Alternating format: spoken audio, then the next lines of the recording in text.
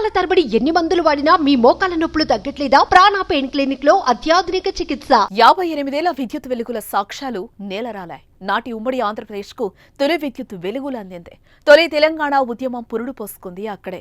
100 మీటర్ల పైన పొడవుతో ఎంతో గంభీరంగా కనబడే పాల్వంచలోని Kothagudem thermal power station cooling టవర్లు క్షణాల్లో నేలమట్టమయ్యాయి. భద్రాద్రి కొత్తగూడెం జిల్లా పాల్వంచ కేటీపీఎస్ కర్మాగారంలో పాత కూలింగ్ టవర్లను కూల్చివేశారు.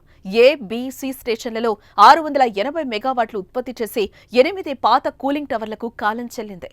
1965 నుంచి 78 ప్రాంతాల్లో ఈ టవర్లను నిర్మించారు. సుమారు 50 ఏళ్ల పాటు ఇవి సేవలను అందించాయి. వీటి సామర్థ్యం తగ్గిపోవడంతో అధికారులు ఈ టవర్లను కూల్చివేశారు. ఉమ్మడి ఆంధ్రప్రదేశ్కి విద్యుత్ వెలుగుల్ని పంచడంలో కేటీపీఎస్ చాలా కీలకంగా ఉండేది. అయితే ఇవి కాలం చెల్లడంతో కూల్చివేశారు. కూల్చివేత సమయంలో ప్లాంట్ నుంచి విద్యుత్ సరఫరా చేసే లైన్లన్నీ ఆపేశారు. ముందుగా ఏ స్టేషన్లో 4 టవర్లు కూల్చివేశారు. తర్వాత బి, సి స్టేషన్లలో మిగతా 4 టవర్లను నేలమట్టం చేశారు. దీంతో పాల్వంచకే తలమానికంగా కనిపించే టవర్లు కనుమరుగయ్యాయి. 2020లోనే కర్మాగారాన్ని మూసేసింది. కర్మాగారంలోని తుక్కు సామగ్రిని తీసుకుని కూల్చేందుకు ఓ ప్రైవేట్ కంపెనీకి కాంట్రాక్ట్ అప్పగించింది. ఈ నేపథ్యంలోనే తాజాగా ఆ కంపెనీ సుమారు 30 మంది సిబ్బందితో పేలుడు పదార్థాలను ఉపయోగించి సాంకేతికత సాయంతో 8 భారీ కూలింగ్ టవర్లను క్షణాల్లో నేలమట్టం చేసింది.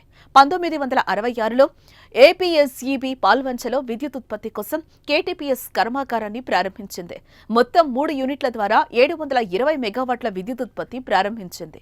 అప్పటి నుంచి నిరంతరాయంగా విద్యుత్ ఉత్పత్తి చేస్తూ పాల్వంచ కేటీపీఎస్ ఎన్నో మైలురాళ్లను చేరుకుంది. ఖమ్మం, కొత్తగూడెం పేరు తెలియని రోజుల్లోనే పాల్వంచ పేరును కేటీపీఎస్ దేశానికి పరిచయం చేసింది. గత చరిత్రకు సాక్ష్యంగా నిలిచిన కేటీపీఎస్ కూలింగ్ టవర్లను కూల్చటాన్ని స్థానికులు జీర్ణించుకోలేకపోతున్నారు.